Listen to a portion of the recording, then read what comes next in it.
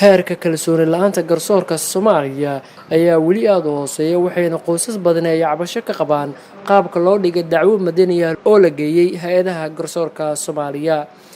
Kalsooni darrada garsoorka iyo awood yaraantooda ku aadan fulinta go'aanada ay gaaraan ayaa waxay sababaan in dad badan oo xal ka waayay garsoorka dowladda ay dacwo u tagaan maxkamadaha Al-Shabaab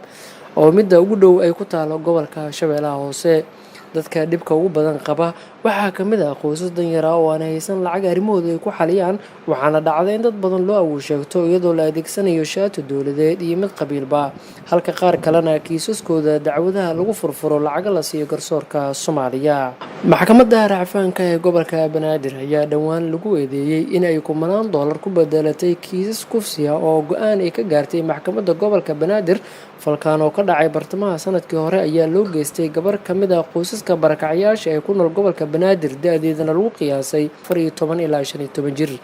gabadhan oo habeen luntay ayaa waxaa kaxeeyay oo gurigeeda geeyay wiil darawal ka ahaa mid ka mid ah gaadiidka beerka ee magaalada Muqdisho, wuxuuna qoraal ku qirtay inuu u galmooday si xoog ah, waxaana lagu xukumay 6 sano oo xarig ah iyo $5,000 oo magdhow ah sida ay go'aamisay maxkamadda gobolka Banaadir. Racfaan ay qaateen qoyska wiilka wax kufsaday ayaa lagu sii daayay iyadoo la sheegay inaysan jirin wax dambi ah oo galay oo cadeymo loo waayay, iyadoo qoyska dhibka loo geystay ay haystaan warqadda caddeynta ee CAD iyo isbitaalka Madiina iyo sidoo kale warqad qoraal ah oo kufsiga ku qirtay nin geystay kana hor cadeeyay maxkamadda gobolka Banaadir. waalidiinta gabadha la kufsaday ayaa xog miidiya u sheegay kiiska markii la geeyay maxkamadda racfaanka ee gobolka Banaadir qoyska laga dalbaday in ay arrintan ka haraan, waxaana loo keenay lacag dhan $400 Mareykanka balse ay diideen. qoyska ayaa maalmo kadib lagu wargeliyay go'aanka maxkamadda racfaanka oo ah in dambi lagu waayay ninkii xukunka kufsiga u qirtay, caddeena loo helay lagu riday,